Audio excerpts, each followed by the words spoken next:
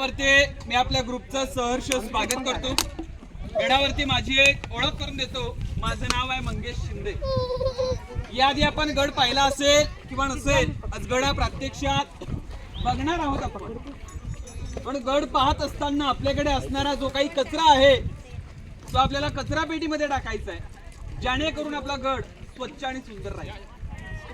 महत्त्वाच्या ठिकाणी चपला बुट बाहेर काढून दर्शनासाठी तिथे जायचंय, फोटो काढण्यासाठी कुठल्याही तटबंदीवरती चढायचं नाही। या काही महत्त्वाच्या सूचना आहेत, याचं पालन हे आपल्याला सगळ्यांना करायचं। आज आपण गडावरती पायी चालत आलात, ही गडाची समोरची बाजू आहे।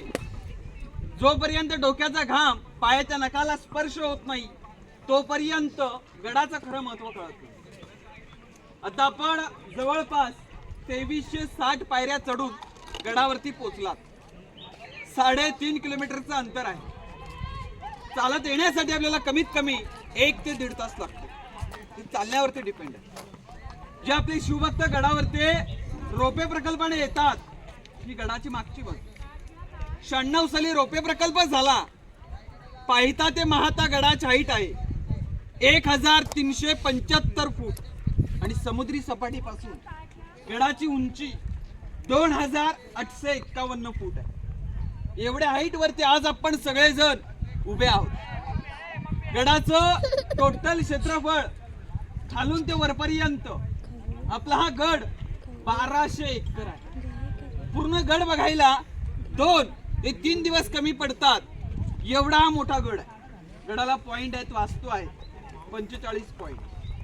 त्यातील गडाचा वरचा पठार भाग 100 एकर, ज्यामध्ये 350 इमारती, 11 मोठी पाण्याची तलाव, त्यातील हत्ती तलाव पाहिले ना आपण, अशी भली मोठी 11 तलाव आहे, 84 टाके आहेत।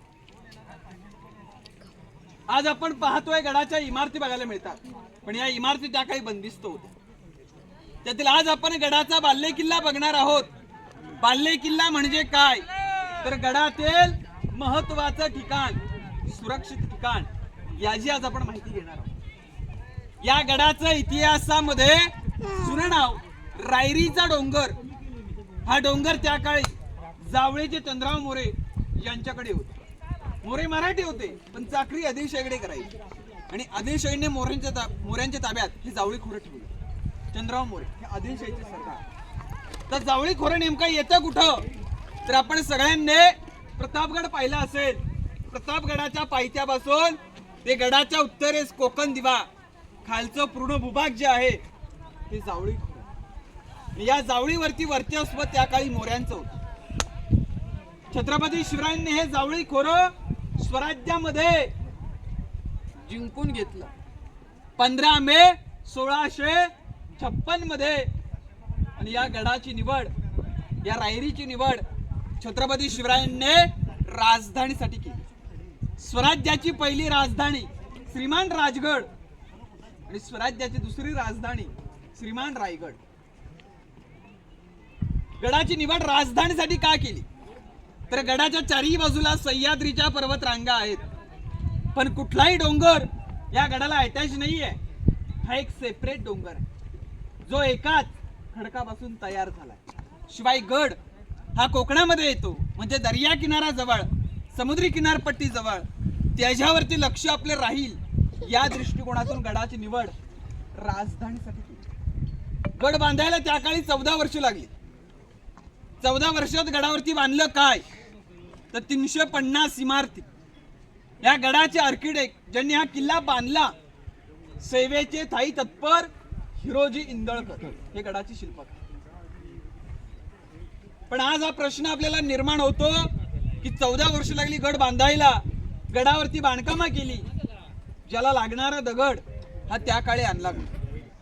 तर या गडावरती 11 तलाव खोदली, 84 टाक्या खोदल्या, ज्यातून काही निघणारा दगड हा गडाच्या बांधकामाला वापरला। म्हणजे काय, तर पिण्याकरता पाणी झालं आणि बांधकामाला दगड झाली। पाणी अडवा पाणी जिरवा ही संकल्पना त्या काळची। आज आपण बांधकाम पॅकिंग करायला रेती आणि सिमेंट वापरतो, त्या काळी बांधकाम पॅकिंग करायला चुना, गुळ आणि शिसं वापरतो। त्यामुळे गडाचं बांधकाम मजबूत आहे। आता इथून पुढे आपण गड दर्शन करता सुरुवात करणार आहोत. आता आपण पायी गडावरती आलात, चालत गडावरती आलात. पायी येताना आपल्याला चित्त दरवाजा, नाणे दरवाजा, खूप लढा बुरुज, अंधार लेण्या आणि मुख्य म्हणजे गडाचा महादरवाजा बघायला मिळतो, जो गोमुखी आकाराचा आहे. जय आणि विजय बुरुज आहे. त्याच्यावरती हत्ती तलाव, म्हणजे हत्तीनं आंघोळी करण्यासाठी पिण्याकरता पाणी, हत्ती तलावातील पाण्याचा वापर केला जात असतो. ते हत्ती तलाव, हत्तीच्या आकारासारखं दिसणारं भलं मोठं हत्ती तलाव आहे. त्याच्यावरती आपण हनुमान टाका पाहिजे आणि समोरच गडाची गडदेवता शिरकाई देवीचं मंदिर आहे.